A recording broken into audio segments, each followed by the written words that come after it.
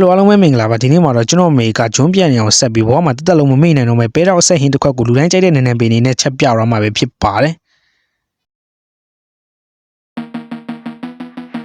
ဖြစ်တော့ပြီးစီးကြောထားတဲ့ပဲတော့ရှည်တွေရယ်ဒီဖြတ်ထားတဲ့ခင်းချစ်ဒီညုတ်ဒီဇိုင်းချက်တွန်နေတွေရယ်အခွန်တော်ထားတဲ့ဂျင်းတက်စီးကြောထားတဲ့ပစွန်ကြောက်တွေရယ်အနည်းလုံးဖို့ပါဝင်ပစ္စည်းတွေကဒီလောက်ဆိုလုံလောက်ပါပြီဂျင်းနဲ့ချက်တွန်ဖြူကိုညက်နေအောင်ထောင်းရပါမယ်မလက်ထုံဒေကိုဘူးခဏပေးမယ်ဒေကိုပူပြီးဆိုစီ30တာလောက်ကိုပူနေတဲ့ဒေကိုထဲလောင်းထည့်မယ်စီကျရင်စမင်းကိုရင်ကြော်ပါမယ်စီချက်တော့အနည်းလုံးဖို့ချက်တုန်ကိုရဲရဲလေးကြော်ပါမယ်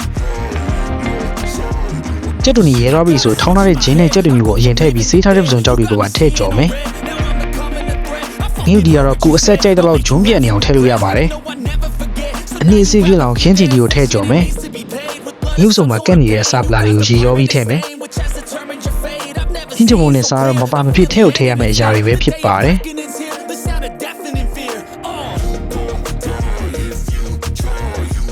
နေ့တူပြပြလေးဖြစ်သွားရင်ကျွန်တော်တို့ရဲ့ main ကြီးဖြစ်တဲ့ပဲတော့ရှည်တွေကိုရေးစစ်ပြီးထည့်ပါမယ်ပြီးရင်ခဏနေ့တွေနဲ့ရောမွေမယ်ဝီရိုင်းခဏလေးနှက်ထားရပါမယ်လူတိုင်းကြိုက်တဲ့နည်းနည်းတင်ကဒီဟင်းရဲ့အသက်ဆိုတော့မထည့်ချင်လည်းထည့်ရမှာမို့စီးကြောရပါမယ်3မိနစ်လောက်နှက်ထားပြီးတော့အဖုံးမှိတ်ပြီးပြန်မွေမယ်နေ့ဒီအရင်ပြစ်နေလို့အနစ်ထွက်လောက်ခဏလေးဘေးကတ်ထားပါမယ်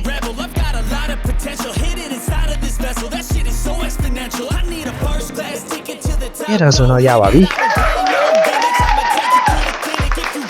အော်မေးလို့နည်းနည်းမထည့်အောင်မယ်စားလို့ကောင်းနေအောင်နည်းနည်းမင်းလေးတွေကိုချက်ထားတဲ့ပဲတော့ရှည်နဲ့ရုံးမွေပါမယ်ပြီးရရင်တော့ဆက်ကလေးနဲ့စားလို့ကောင်းတဲ့ပဲတော့ရှည်အဆက်ဟင်းတစ်ခွက်ကိုရပါပြီခင်ဗျာအနံ့ကလေးမွေးတော့နည်းနည်းပင်လေးတွေပါထပ်အုပ်ပေးလိုက်မမိနိုင်ဟင်းတစ်ခွက်ဖြစ်သွားမယ်ပဲတော့ရှည်အဆက်ဟင်းတစ်ခွက်ကိုရပါပြီခင်ဗျာ